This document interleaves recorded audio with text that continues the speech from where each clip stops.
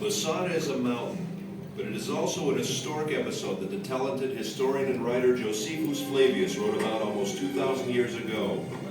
His account contains all the elements of a fantastic drama in which Jews, Romans, and idealists fight to the death. It's no wonder that Hollywood jumped at the opportunity to tell this fascinating story.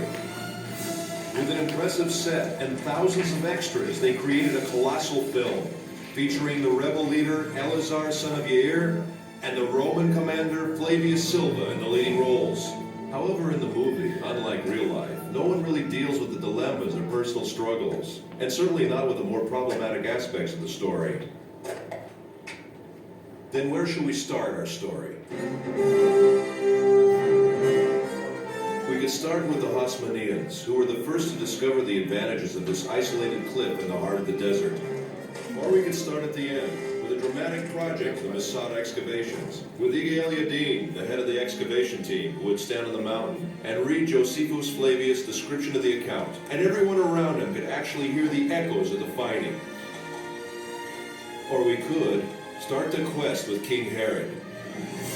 Herod, who ruled under the auspices of the Romans, built himself a magnificent fortress here on the mountain, which was to be his sanctuary in troubled times. And believe me, he really had troubles. Herod, like any other king, built his palaces to the highest standards of his day. One of them is this Western palace. Herod's architect was probably a short guy. Here he built himself a bathhouse, and he would put his lamp here and enter his bath. What can I tell you? This king loved the good life. Until now, we spoke about Herod. It wasn't the splendor of Herod's style that made Masada what it is today. The year is 66 AD. The Jews rebel against the Roman Empire. 4 years later, the temple is destroyed. Jerusalem falls. Everywhere else, the rebels were suppressed. Masada is the last stronghold where there are still Jewish rebels. And believe me, they didn't need Herod's palaces. The rooms in the wall were divided and used as living quarters. They lived from food in the storerooms, and they drank water from the cisterns, kindly left behind by Herod long ago. Right from the beginning of the excavations, signs of the rebels were found elsewhere, in the palaces, in the ritual baths, and in particular in the wall. The deepest experience I went through in Masada was when they found in this particular room the first piece of scroll. To see Hebrew letters coming out of the ground, the same letters which are used until today. Later, more fragments of scrolls were found. One I found with my own hands, but the first experience is unforgettable. Throughout the revolt, groups of refugees sought asylum on the mountain. About 1,000 rebels gathered in this fortress in the heart of the wilderness. In 73 AD, the Romans' 10th Legion arrived with thousands of armed soldiers who deployed themselves around the mountain.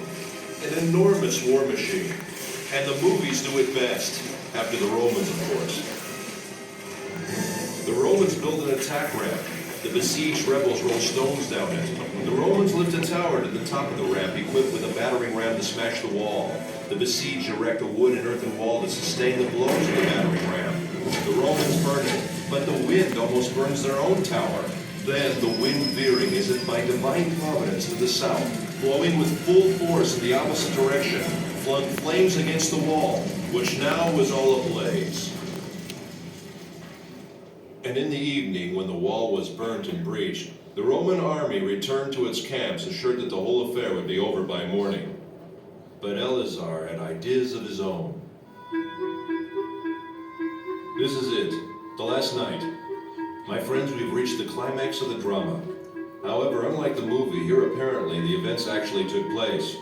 And here at Masada, men with families were forced to decide slavery or death. Eleazar had no doubts, but he had yet to convince his comrades in arms.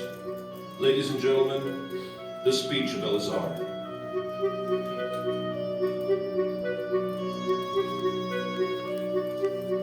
Oh, my loyal followers, the time has now come that obliges us to make that resolution true in practice.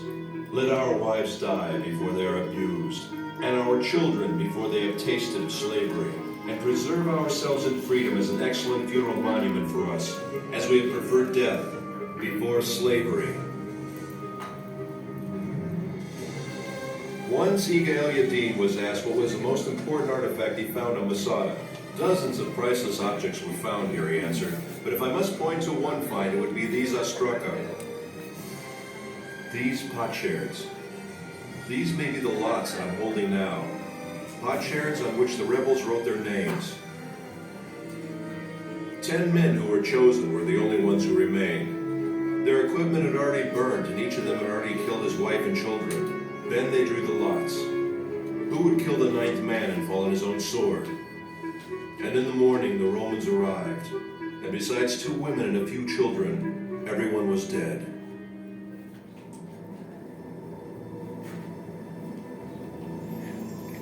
After the drama came silence.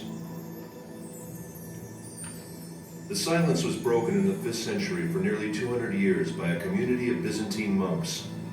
1,200 years later, the first explorers came and rediscovered the mountain. Then the members of the youth movements, seeking a symbol of Jewish heroism, discovered Masada and adopted the mountain. After them came the hikers and the tourists. Masada had become a focus of pilgrimage.